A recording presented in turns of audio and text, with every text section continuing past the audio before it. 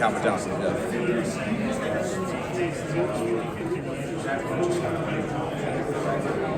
He plays me pretty well, man. My pops did a great job the best way he can. You know, him, my mom's mom, his mom's mom. So they did a great job trying to help me build me as a man today. So I'm thankful for each and one of them, my family members that took the time to help raise me. And I appreciate them all. I love them all. Yeah, so they did a great job with me.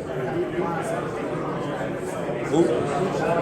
Only one that really did call me Darius is like really family members that's real close. But most of the one that only call me Darius really is kind of like my grandma.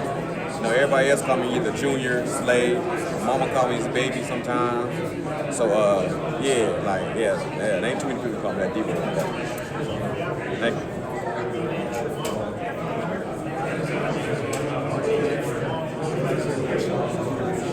He's at the very top, one of the top ones. You know what I'm saying? I don't play against a lot of them. I played against Peyton Manning, Aaron Rodgers, of course Tom Brady, you know, and himself. You know what I'm saying? So I played against the top guys in this league. That's special, but he's the one of the special ones because out of all the quarterbacks, he's the only one that got real great mobile legs. You know, a lot of them was a statue. We call them statues that don't move too much and beat you with arm and just knowing your defense and all that. He got the ability to beat you with his legs, his arm, and his smartness. So he's at going to the very top as well. You know what I'm saying? He continue to keep doing what he's doing, get to the Super Bowl as much as he possibly can. You know, he's going to really go be into that 1-2 GOAT conversation.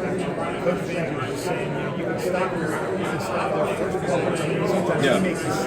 That's what. We always got to stay alert and just be, you know, get ready to play two plays. We know we can stop the first play, but like I said, with his ability to extend plays and throw the ball down the field just as accurate as him staying in the pocket, is make us have to play the second play. The Eagles call a lot of coverages where the X-receiver is one-on-one in man and everyone else is playing zone.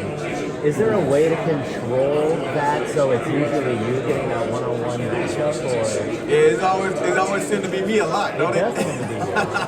But that's what it is, man. I'm built for that kind of mess like that, so it is what it is. You know what I'm saying? But the job is to try to make the quarterback make sure he's right about that. You know what I'm saying? Sometimes I might not, sometimes I might be. So, you know, but if he is right about it and attack me in that area, I tend to make a play on it.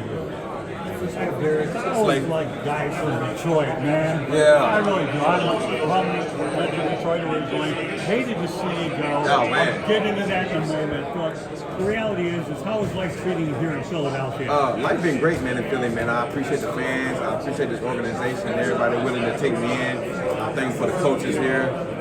You know, I've been here 5 years, captain 3 of the years, so it's been a blessing, man. So I'm thankful to be a part of the organization.